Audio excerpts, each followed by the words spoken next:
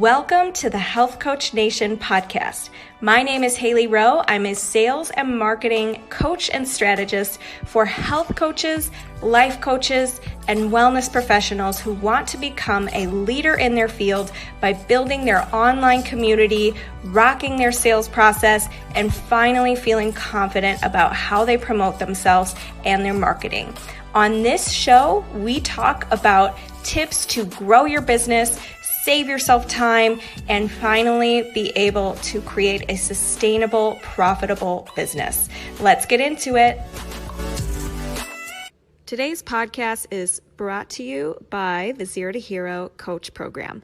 This is my 4-month program teaching coaches and online service providers how to grow your online business, book clients consistently, overcome your sales fears, and finally rock your social media visibility. If you struggle to create a sustainable coaching business, this program is for you. Check out HaileyRowe.com and book your free strategy call with my team or myself today. Thank you. I am live with Carla Cooke today, and she is going to give you all the content repurposing tips because she is a content repurposing expert and does that for her clients. And I was lucky enough to have Carla as a guest speaker in the Zero to Hero Coach Inner Circle, which is my small group coaching program. We have lots of guest speakers in there in addition to weekly coaching support. But I thought I would bring her for a little preview onto the podcast. So Carla, why don't you introduce yourself and what you do, and we'll go from there. Thank you so much, Hailey, for having me here today. So my name is Carla Cooke, and I am a content repurposing manager, and I specialize in helping podcasters. So people in the health and wellness industry who are using podcasts to advertise their services and also to help the people who can't take on their services at the moment, those are the people that are my peeps. Those are the people that I'm trying to help. So what I do as a content repurposing manager is I take that podcast and I turn it into social media to be spread out, to increase the visibility, to increase your podcast discoverability, and without you having to sit there and create content all the time. So that's what we're about. Yeah. So I know firsthand that content can take a long time because I use an app called Toggle. It's Toggl for anybody who wants to download it. And it times you can time yourself on where you're spending your activities. And there was a week where I spent, I think it was like 13 hours on content. And it was just like, what am I doing? And from then on, I was like, no, I got to get this situated because there's a million other things to be doing. And if you are watching this live, I want you to go ahead and put your questions about content or what you're struggling with when it comes to doing your content more efficiently. But the question I want to ask you, Carla, is how could somebody who, let's say maybe they don't have a podcast, maybe they have a podcast, or maybe they just do Facebook Lives or videos or whatever, how can somebody not have to reinvent the wheel all the time to make posts? I'm so glad you said reinvent the wheel because that's exactly what this is about.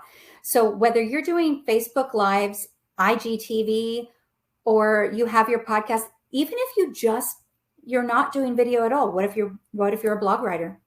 All of you are the same. You can all take that content and turn it into lots of pieces without having to come up with a new topic or new information. And here's why. You have your learners who want to read. You have your learners who want to listen, who want to watch, who want to see graphics. Everybody's different. That's why they came up with new math. So you don't need to worry about saying the same thing over and over again because the same people are not reading it. New people are reading it. And if you're only going with one format, you are leaving people behind who need your services.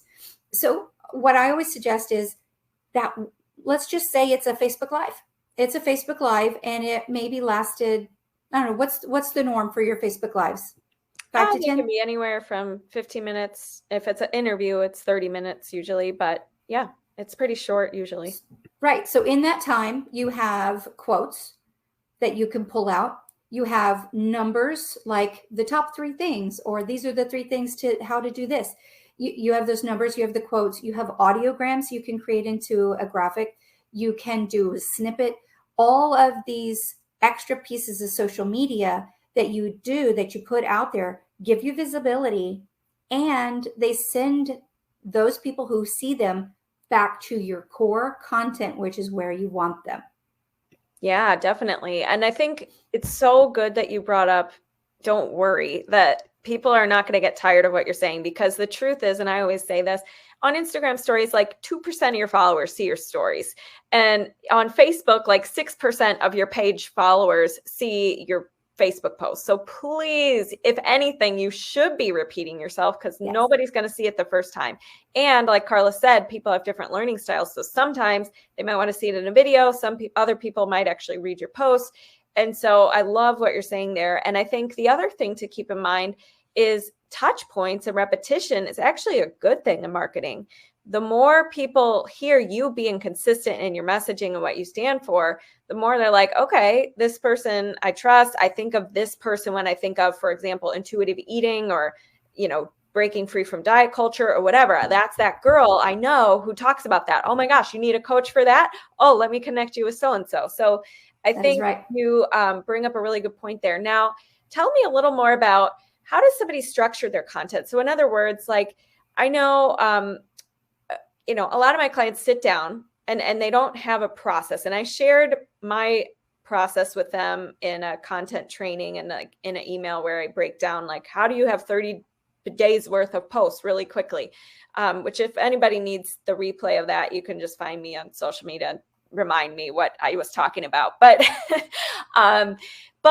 what's your process for guiding coaches to creating? I mean, I know you create it for them usually, but what would you tell a coach to kind of make this process easier and not spend 500 hours on it? Yes.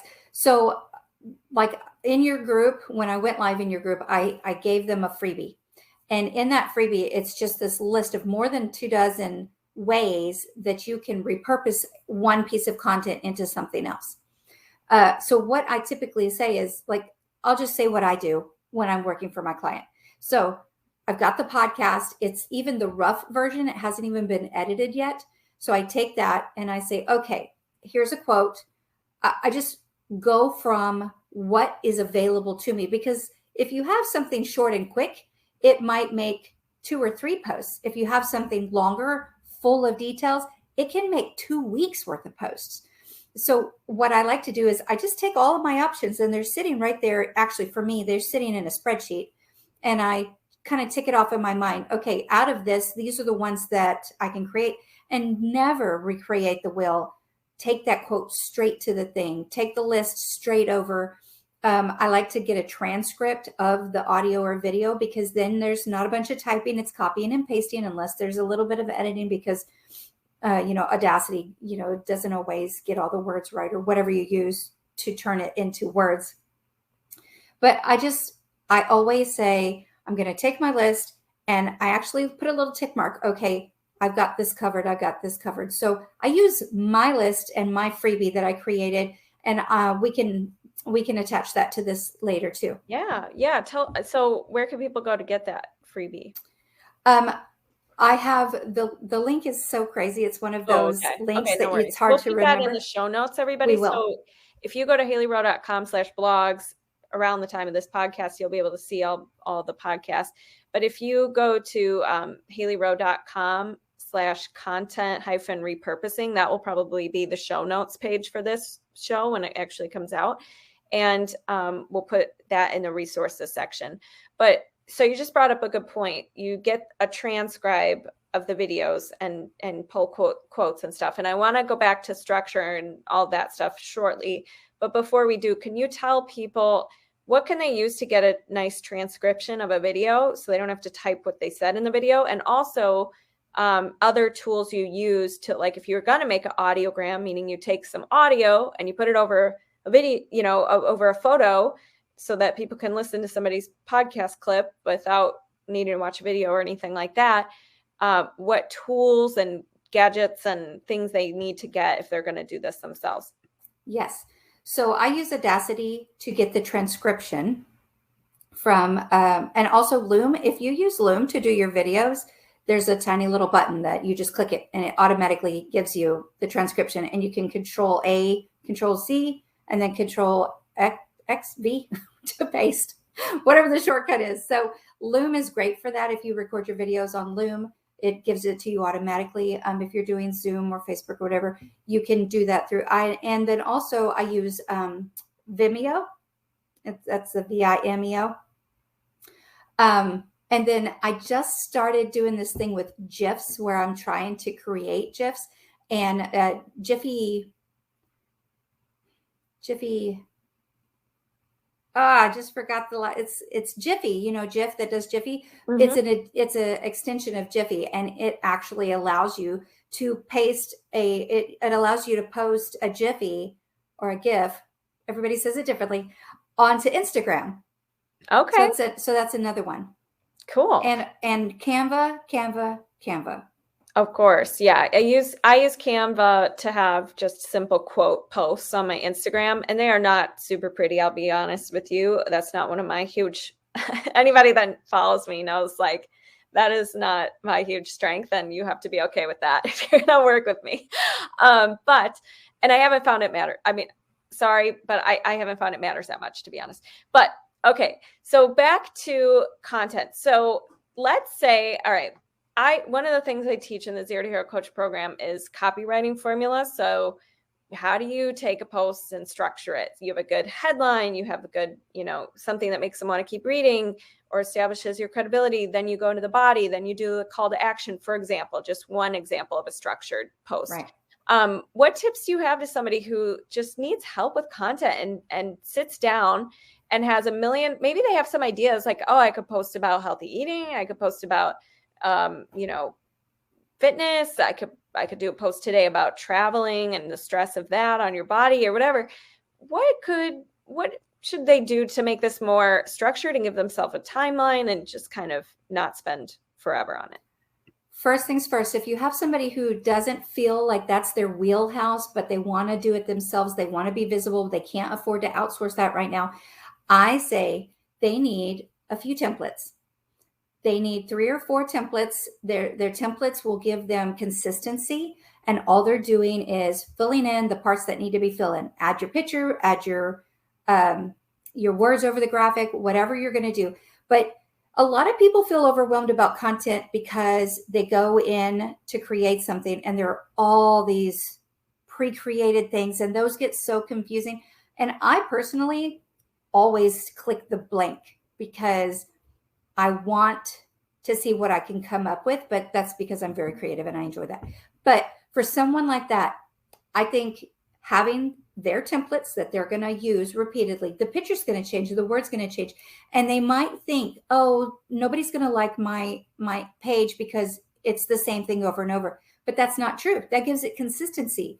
And when someone is scrolling and they see that layout and that color that the person always uses and that font that person always uses, they will automatically, their brain will go, oh, that's Hailey's post, and they'll stop. So that is not a bad thing. And for for efficiency and time and being consistent, I say templates are the way to go for someone like that doesn't have. And you know what? I've got my own templates. I use templates. I love to create, but I created those templates and now I use them. So they can create a template or they can choose the templates, pick their background or whatever color that they're going to have and save them. That's in Canva. Okay. So in Canva, I'm just going to recap. They have the different kinds of pre-made designed templates for your visual parts of your posts. And what you're saying is you can create a blank one to make things easy on yourself and not get distracted by a million pre-made Canva templates, or make one that you're going to always use. Yes. It's your go-to and you plug and play whatever, new quote or new thing into it. Is that right? Yes. And the other option is pick one of those pre-mades, change the colors to what you want it to be. You like the layout, change it to your colors. Have your images. I always have my images on my phone. I find them, I save them to Trello, and then I go and get them there. So it's just a matter of moving it over.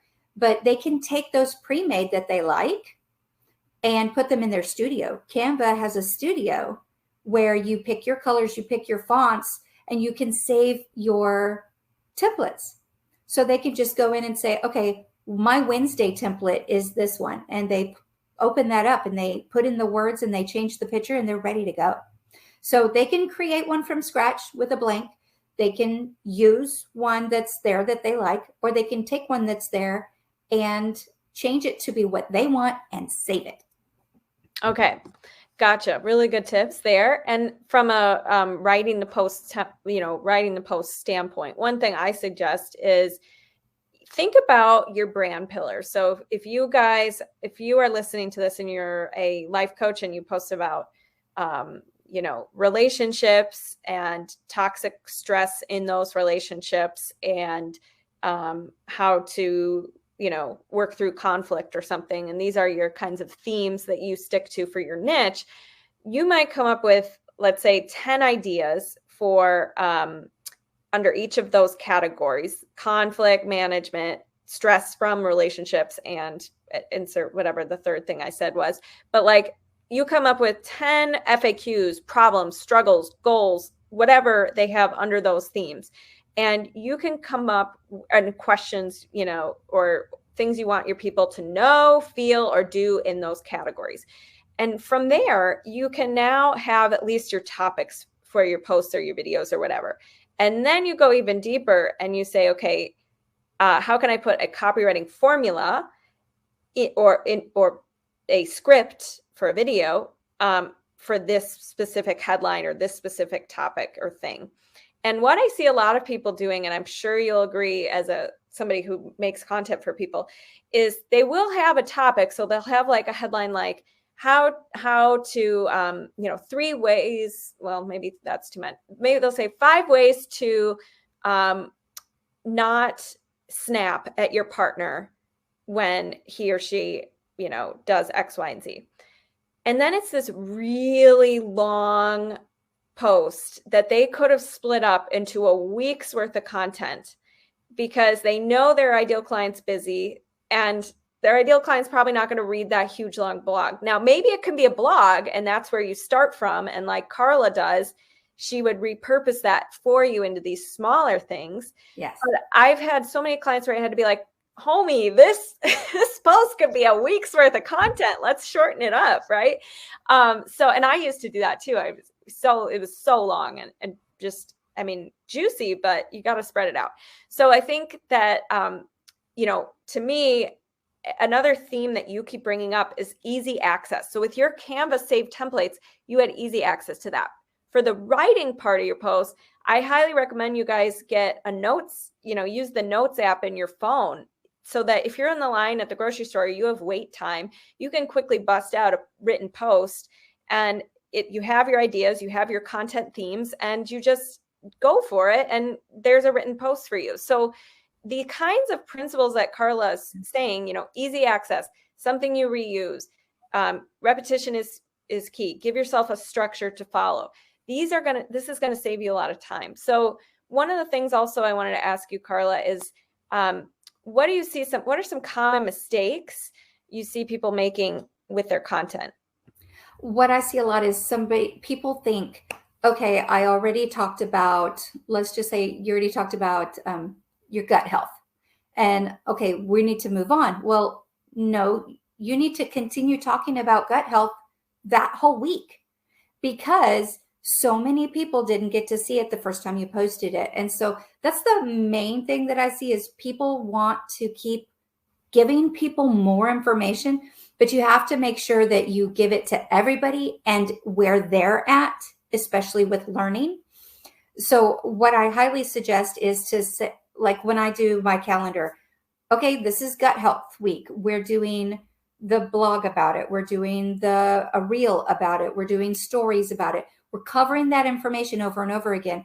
And I'll tell you, I follow a lot of people on Instagram. I never notice that I've seen the same information from them.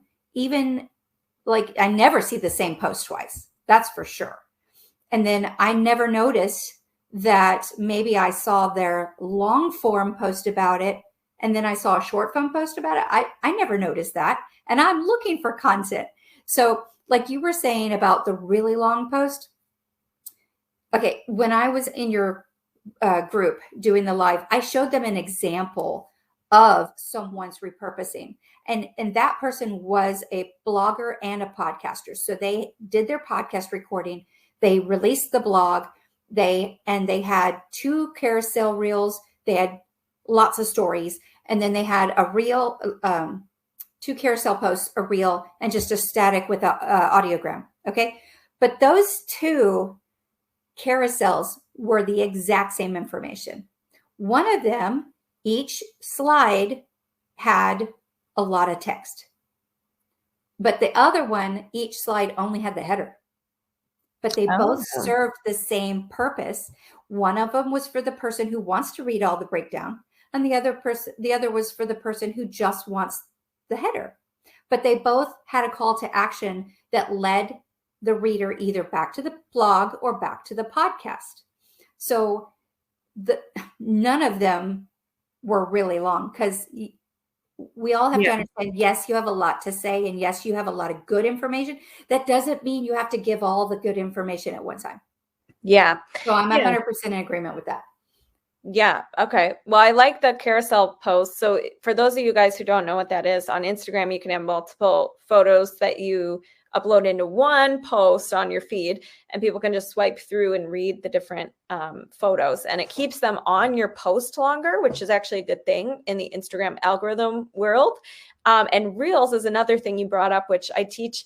I talk a little bit about, Instagram and how do you use content and Instagram to book discovery calls and clients, and my Instagram course. And with Reels, Instagram loves Reels right now. So if you are capable, if anybody listening is capable of learning how to do an Instagram reel, go to YouTube, university, and learn how to edit a reel and do all that stuff. And I like to even reuse, like if you're doing one of those reels where you're pointing at a phrase or a word or something with music, as you've probably seen before in the coaching industry, you can even reuse your pointing videos for different, and then just change the text if you have to. Don't do it, Monday and Tuesday back to back. But I found that saved me a couple times where I'm like, I don't want to make a video of myself pointing today. I'm just going to reuse myself pointing and smiling with this old video and change the text. And I use Instagram stories actually to make my reels first, make the reel clips, and add the text in Instagram stories, because it's just way easier for me. I don't know if that's the way you're supposed to do it, but that's the easy route for me. And so I'd highly recommend that if you guys are listening. And the other thing is with content, one thing I want to point out is, or a big mistake I see, is no calls to action. Yeah. So what do you mean by this? Is you do this really nice post that gives amazing value, and then at the bottom it's like nothing. There's crickets at the bottom of your post. You give great value and bye-bye. But if you are tying it to a freebie you have that goes deeper on that topic, or join the Facebook group to talk about this topic and get accountability with other members, or do you want to schedule your free intro chat or assessment about nutrition, which we just talked about in this post. Whatever it is, I really think it's a missed opportunity to not have calls to action. And yeah, not everybody's going to act on it. And you might feel dumb because you might have said, comment info below, and maybe you have a small following and nobody commented. But I'm telling you, I've had calls to action where 3 months later, I have to go back to the post because somebody's like, info. And I'm like, oh, shoot, I forgot what the call. I got to go back and read what I said because I don't remember. And then I send it to them after that. So don't be embarrassed. And one thing too, Carla, and I'm sure you tell your clients this too, be patient, is that you will have people who are silent followers and watchers. So just because Carla makes a killer, Instagram reel for you, and maybe it doesn't get a ton of likes or something, action takers are usually not the kind of people who are sitting there liking posts, commenting, sitting around on social media. They're probably seeing it and like, oh, cool, I might go to this person later for help, or I'm going to save this to refer back to, or whatever. But just because you don't see the immediate, oh my God, tell me more or whatever, doesn't mean it's not nurturing your people and getting you in front of their mind and all the things. So anything you want to add when it comes to call to action ideas, or just how someone should feel, if, like, just to be patient with all of this?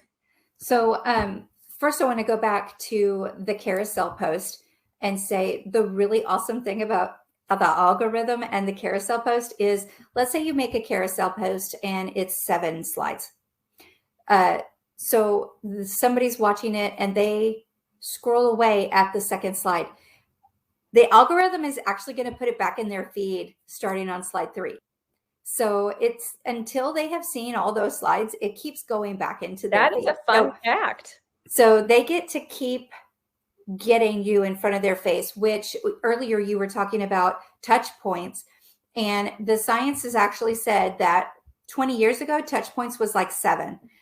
7 touch points was the thing. And now it's more like 77, because we are constantly bombarded by commercials, our phone, every time we're on the computer for any reason. And so it's more like 77. So getting in front of people as often as possible is the solution. And you don't have to constantly make new content to do that. So you were saying about, I'm sorry, I just said, first I want to talk about this. And you were saying, the calls to action, the calls to action. The thing is, like, posts need a call to action, but stories can be just a call to action. Stories can be, what is your go-to, potato, brown or white, or stories can be related to what you're talking about and cause people to go check you out. And they can be fun.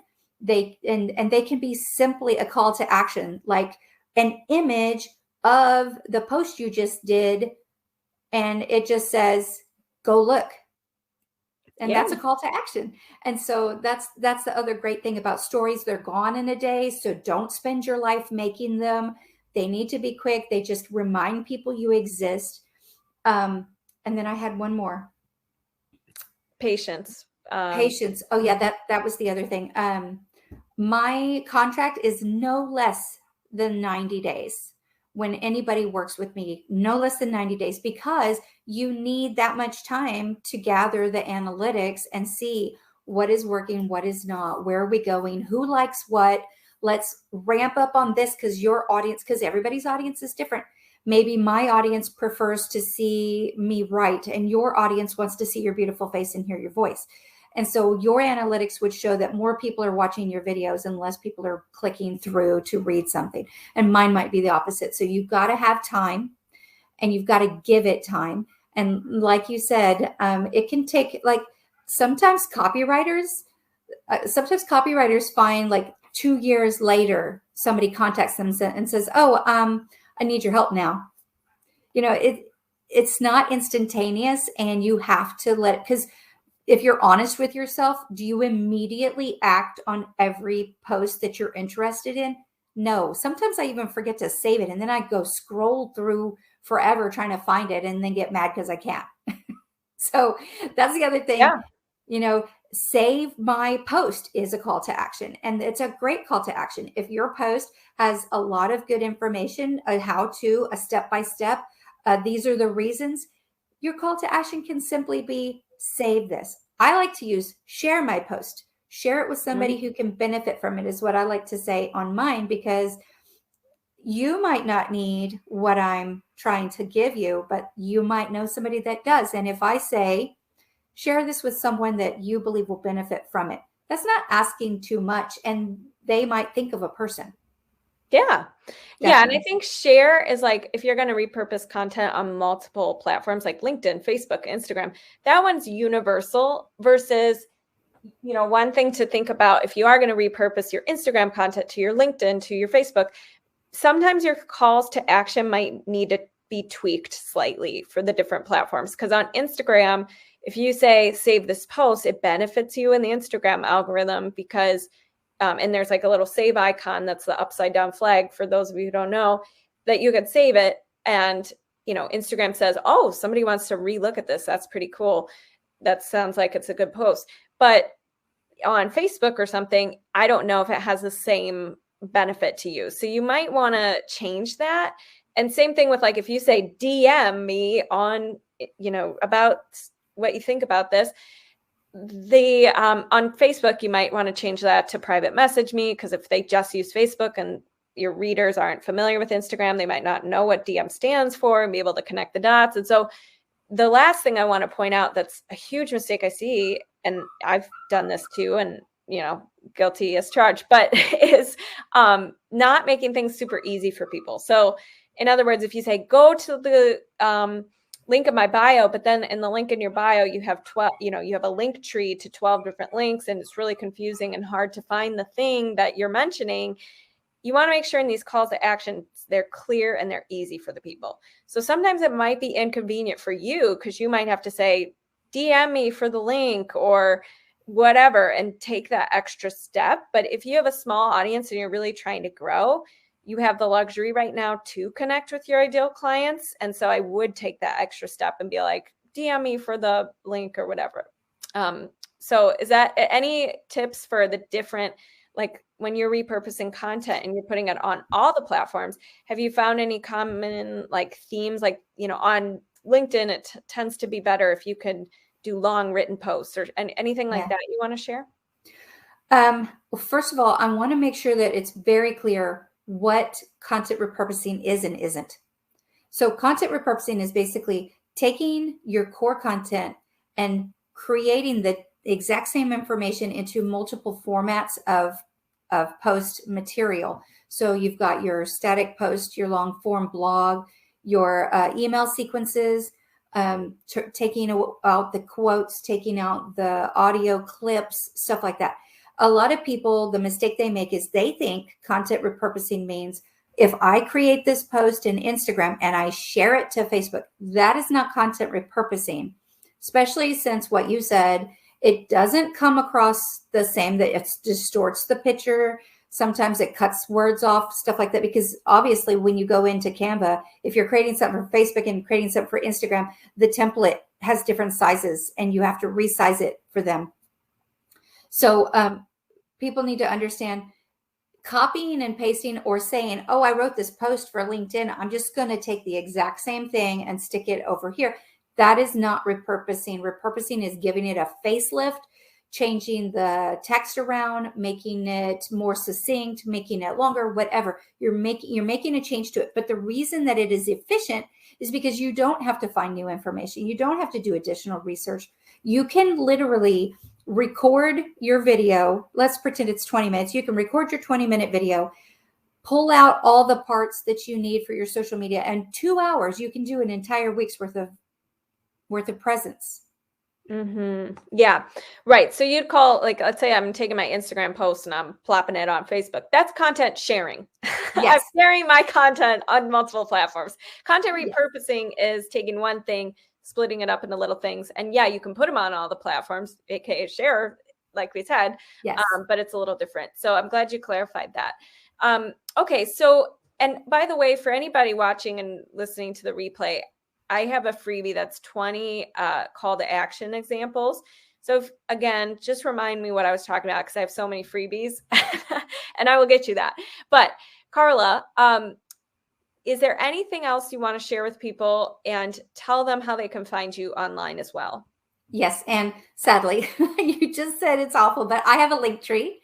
And so my link tree is at Linktree, it's Content by Carla Cooke. And you can also I'll supply it to you, but you can also get there through Instagram. On Instagram, I'm Content by Carla Cooke. So when you go to my link tree, my freebie is there, but everything is labeled. I've got website, Facebook, Instagram, my freebie, my packages, that shows all of my pricing and what it's broken down into, what you get for the price. And then there's the second page that's my bio. So they can find me on Instagram, Content by Carla Cooke, and then my link tree is linked there. Also, you were saying like the similarities between the platforms. Sadly, there really aren't, as far as what I've seen, similarities. So that's one of the reasons that I use Canva a lot, because I can create something in Canva, And then I can say copy and resize into an Instagram post. And so if in Canva, let's say I'm making a Facebook post, and then I tell it copy and resize for Instagram, and it automatically takes my creation and changes it to the right size. And then all I have to do is make some tweaks to it. And all of that can take me very limited time. So it's very efficient to do content repurposing. And one of the guys in your group, Rob, he told me he has hundreds of hours of Facebook Live material. And I said, you probably have a year's worth of content, because you shouldn't only think of content repurposing for what you're doing right now. All your old stuff that your new followers didn't get to be privy to, bring it out, dust it off, give it a facelift, and post it. And then earlier you were saying about taking your post and sharing it later. But you can also create presence by taking someone else's response to your post and posting it as a story. Mm-hmm. So like when someone takes your post and shares it, you get notified. You can take that shared post of theirs and share it yourself. And it keeps going. So that's another form of repurposing, because I know you're sharing it, but you can add to it to give it additional value. Like say, I'm so excited that this person got this benefit out of this. And then you can call to action by saying, tell me right now, what did you get out of it? Like it just keeps going. There's so many possibilities. Yeah. And I think the key is to think about how many different ways can you say the same thing, and how many different ways can you bring up your coaching program or whatever it is you're promoting in different visual, auditory, et cetera, ways. So I love that you make that easy for people and you help them streamline that. And I highly recommend everybody, connect with Carla. She's awesome. And one more thing I want to mention to everybody listening before Wednesday, the November 20, what is that? The 24th or 4th? Okay, 24th. So Wednesday, the 24th, I'm going to be doing a Zoom Q&A call and sharing my Black Friday deal with Terrell Williams, fellow business coach. So just if you want to tune into that and get the link and get coached on your questions when it comes to your business, go ahead and just comment below Black Friday Zoom, and we will add you to the Zoom. We're going to have to email you the Zoom link. But if you're listening to this after Black Friday is over, or anytime before December 3rd, you could still get in on the deal. But if you're listening to this way later, just disregard. But thank you so much, Carla. And one more thing you want to add? I do. I have a special. I am running a special. My birthday is December 2nd. So anybody who wants to work with me and signs up during the month of December gets a 12% discount on their first 90-day contract. So they get a 12% discount on their first 90-day contract. All they have to do is DM me and put the words December baby. So December baby. They can private message me on Facebook, or they can DM me on Instagram. All right. We'll bring on the baby messages, and we will talk to you soon. Thank you so much for coming. Thank you so much, Hailey. I had a great time. Reach out to me anytime. All right. Thank you so much for listening to today's episode. And if you liked it and want to reserve your very own free sales audit, go to haileyrowe.com/strategy-call to book your very own free sales audit. On the call, we'll talk more about the common concerns you get from your ideal clients, how to overcome those concerns, how to coach through objections, how to change your mindset around sales, and improve your sales process so you can be closing and converting more clients. I can't wait to connect with you, and go to haileyrowe.com/strategy-call to take the first step. Thanks so much. Have a good day.